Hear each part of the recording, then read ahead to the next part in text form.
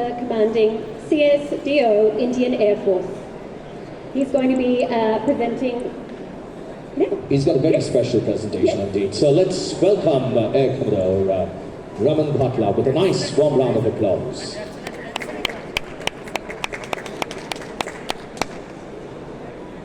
Welcome, welcome, sir.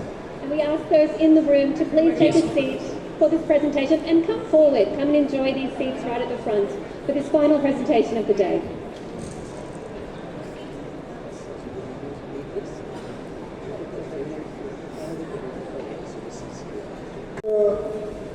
Fag end of this session, but then all last sessions don't land up with lesser of audience.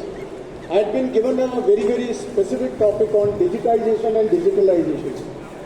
We in Indian Air Force have already implemented our ERP. As Kishore sir have brought out that we have ERPs. One of the ERP in Indian Air Force is e-MMS, that is Electronic Maintenance Management System. So I'll be just covering on this ERP, the drive towards the MRO process in IAF. We have another ERP called e-MMS. You can help me out. It's totally covered. Yeah, the canvas is totally covered. The sequence of the talk is as flashed. IAF and its maintenance journey, e-MMS, the digitization initiative in maintenance processes, digitization to digitalization. What is the IAF's maintenance perspective? And last I will touch on the challenges and the opportunities which we are looking for. What is the maintenance philosophy of IAF? As the previous panel and Kishore sir had already brought out, that we operate machines from Russian to Western to indigenous, and that too it is aircraft and systems. So the maintenance philosophy is based on the manufacturer's recommendation. So the manufacturer comes up with his own publication while conforming to the 1000D format or whatever documentation standard which they are following. But then it varies from manufacturer to manufacturer. So we in Indian Air Force have got a dedicated organization called CSDO, which looks after the technical publication and the documentation which is to be used by the technicians and the technical team of Indian Air Force when they work onto the equipment. Classically, since inception of the machinery, whether aircraft or system, we followed the paper-based procedure. We have documents which are generated in CSDO using the OEM publication based on a standard, but they were all paper-based documents, and the recording of the activities used to be followed in registers or maybe in some Excel sheets or whichever silos, I would say. The policy enforcement, regulations and monitoring was a manual process. The expanse of the canvas of Indian Air Force is from north to south, east to west, including now Lakshadweep and Karnik. So that is why ensuring policy enforcement at a single click was a challenge for everyone. Something you would agree to me, something to reach Karnik will take its own sweet time. If it was a paper document, any changes, because OEM keeps on issuing bulletins, technical orders, which have to be complied. That is how, after almost Air Force came into existence in 1932, and in 2008, e-MMS was conceptualized by the team of Indian Air Force. While I will not touch upon the journey from 32, I will start the journey from 1994, wherein e-MMS was conceptualized. The material management system, it is called Integrated Material Management Online System, that got conceptualized, and there was a thought in Air Force that we should move to a ERP when it comes to the material management, the logistics. VSAT came in, and that was the initial game changer where e-MMS came up with an ERP. But VSAT has got its own challenges. The game changer was the AFNet. The moment AFNet came in 2008, for you all, AFNet is Air Force Network. It's a dedicated Air Force network which brought in the change, and e-MMS was full swing since then. The moment 2008 e-MMS went into full swing, Air Force conceptualized e-MMS. Now we should have a maintenance ERP also, and in 2013 the development started. We went online in 2020, and on 13th Feb 23, that is during Aero India, e-MMS was dedicated to the nation by Honorable Raksha Mantri. Now what exactly had e-MMS done? This is the classical form which we used to use. It's a form 700, it's a documentation system for aircraft. Any activity on aircraft, it's a double book entry system. Anything required to be written on left, anything completed is to be entered right. Somebody was mentioning there is no runners up in aircraft. So if we are to fly this machine, everything has to be done the right way and in totality. But they are again in silos, papers.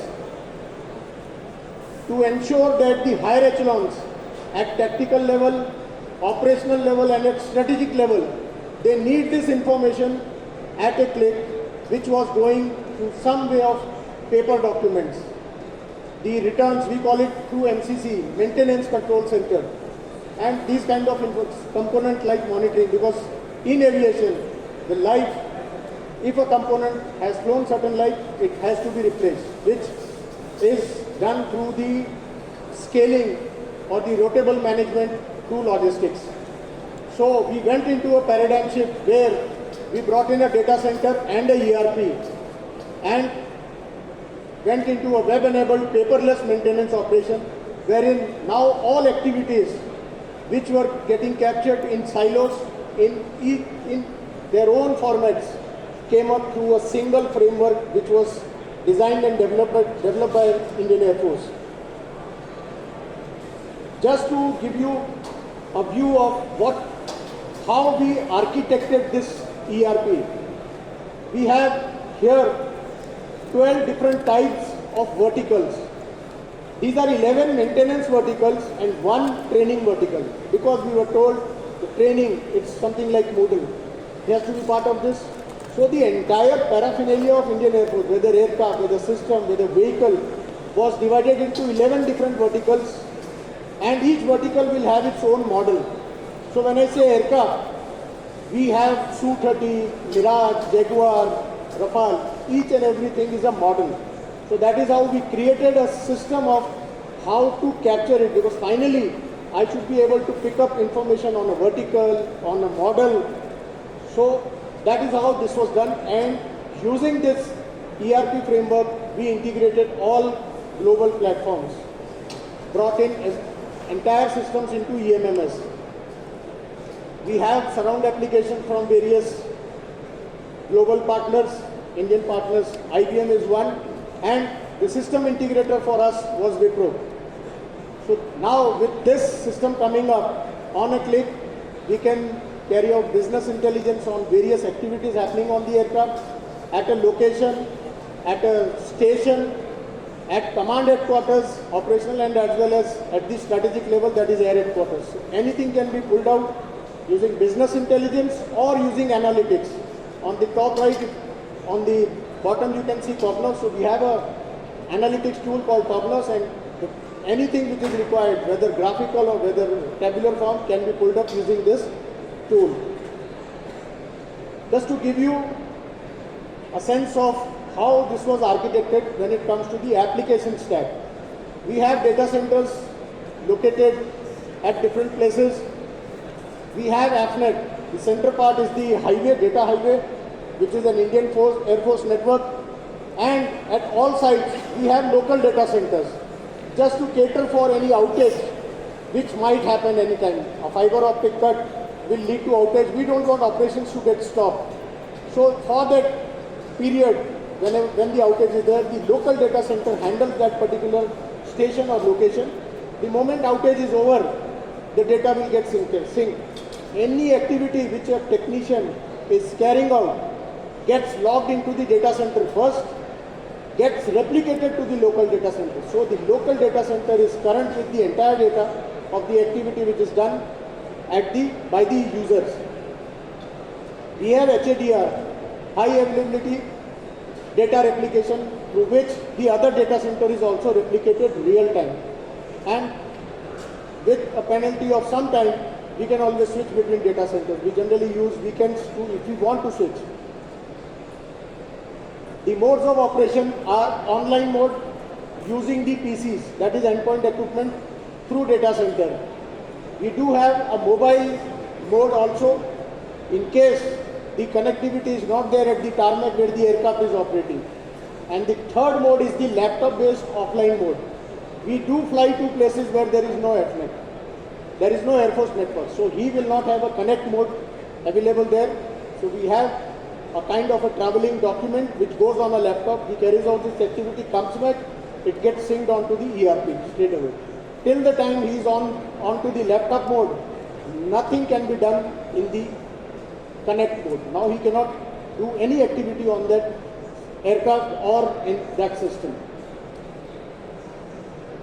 Just to tell you the exploitation, we have so many sites, users who log on to this system, assets, while it is 30, it's growing because now we have brought in all other radars and GW also on e-MMS.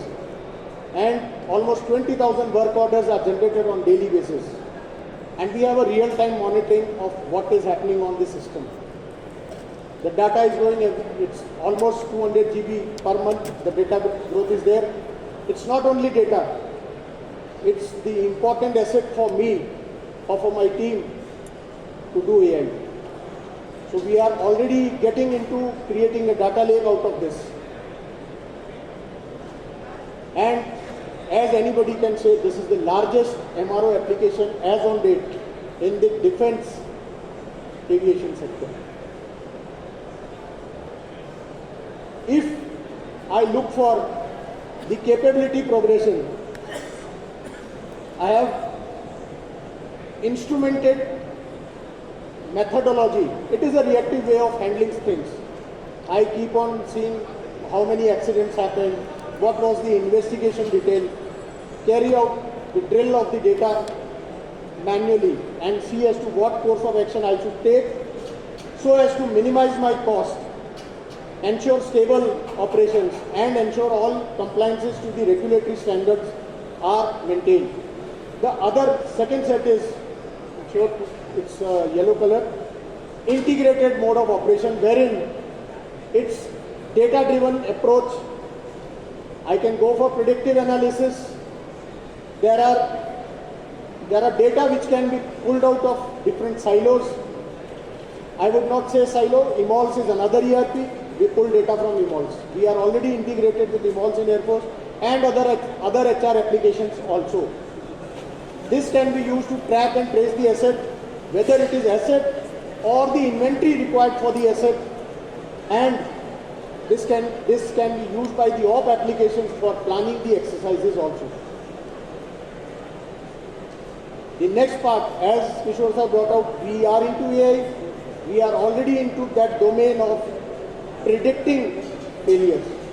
And there are use cases which have been tried, whether it comes for the engine.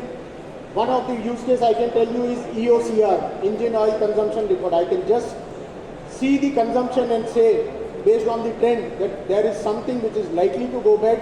Let us now do a plugin at this time. There are strain gauging, HUMS is there, health and usage monitoring system, data gets fed in, and it says it's the right time to carry out our maintenance before something goes bad. And we are already working on an engine e-HMS, engine health monitoring system, using the data which is getting logged in e-MMS. That's the last part, self-actualization. Now here, if I want to go for automated operations or on this scale, asset reliability and utilization, how best I can migrate on my scale towards the future. That vision as of now is there. We are at the third level. We intend to migrate to the 4th level also, and work is already in progress across the ERPs which are being used by Air Force. So, as assets are getting more and more complex, and with AI coming in, the domains are changing, the insights are getting much more. And with IoT being there, we getting connected with anywhere today, with smarter systems, and with the ask being more, with the technology coming in, the only way we can move is to digitalize. The first step was digitization, migrate the entire paper data into a ERP, and then use the power of ERP to digitalize. It should tell you, it should trigger you, it should stop you. Today, e-MMS ERP can stop the aircraft. Please carry out this activity, then only you can move out. A component is due, a servicing is due, a extension is required. So we have all kind of processes or workflow which, depending on the authorized levels, based on the policy which exists, can be cleared using this ERP. One of the major challenge is not only the solution needs to be realigned, solution is the ERP. We need not only align the solution to our requirement, it is the process also needs to be reviewed and changed. The easiest way is, earlier in paper-based mechanism, we had levels. Today, with the digital-driven process, visibility is there. We can de-layer. That is the power of the system, apart from the automation feature which is there. As I covered, data and AI, automation, asset readiness, these are all part and parcel of almost all ERPs. The last part here, data security, because today we are on-prem. AFNet is a intranet. There can be a hybrid cloud if you want to go beyond, possible. Based on demand, I can use features, facilities which are available across in the outside domain. Maybe AI, I can use the power of AI, I can use the power of graphics. But then, because of the green portion, we are getting it inside our solution itself. And quantum computing, depending on, today we work on 2 states. Quantum has got n number of states. So the power is there, we can, if it comes in, today it is not there. But if it comes in, it is going to optimize the decision making to a much higher level. Coming to the challenges in such type of years, I'll just throw up the challenges because we have migrated this part for almost last 12-13 years. Capturing of business requirements, this is the biggest challenge. User is not the one who is going to develop it. User will spell out his requirements. Unless until the business requirements are very correctly captured, the system will not meet its intended role of a digitalized application. Building of the compliant processes. Now you have a policy in place, regulations are there. Those have to be built in. Will the ERP comply to this, or you customize the ERP to meet the requirement? I mentioned earlier, there could be a requirement of realigning the processes. Ensuring data migration with purity and currency. This is across. Many of you might be aware of what happened. Initial migration agar galat ho gaya, so you have that penalty to pay. Similarly, in aviation, we can't take this chance. So this is a very critical area which has to be handled in any ERP, which sizing the hardware and application stack, because it contributes to the power of the system. Working out teams for handholding users during transition is a challenge. While user is used to something earlier and you want him to come up into a different domain which is not available on his hand, may not be available. He has to go to a PC and endpoint equipment. So this is one of the areas he has to be trained and he has to be taken along so that this transition is smooth. And when I say transition smooth, it's a parallel run. Whenever such transitions happen, document and digital continues in parallel for some time till the time you gain the confidence, yes, now I can remove the paper. migrating from paper-based to data-driven processes, managing technological obsolescence. We just throw away our smartphone within 3 years. And today, the way technology is changing, so we have to match up with the power of the tech stack which is coming up. Change management, as I already mentioned. Opportunities. Exploit the available data through analytics, which comes out in reports, dashboards, or any other automated triggers. We have business intelligence which is being used at the field level as well as at the higher echelons. Process automation has made life much easier. The team, the maintenance team can create, they know tomorrow there is an out-of-phase servicing which is going to fall due. We'll carry out this activity today itself.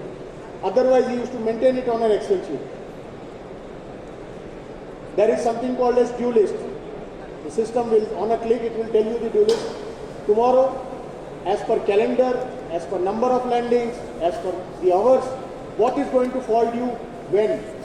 It gives him a much comfort zone in planning his provisioning also. Predictive, prescriptive, no, not as of now. We are working towards that, but predictive is the area where we have already moved ahead. And change management when it comes to, because the user is the one who actually gives me my task. While as a team, we do know what is to be done, but there are much more better opportunities in the field to catch up and take a call whether we change our policy itself. With this, I have done my part. Thank you. Any questions?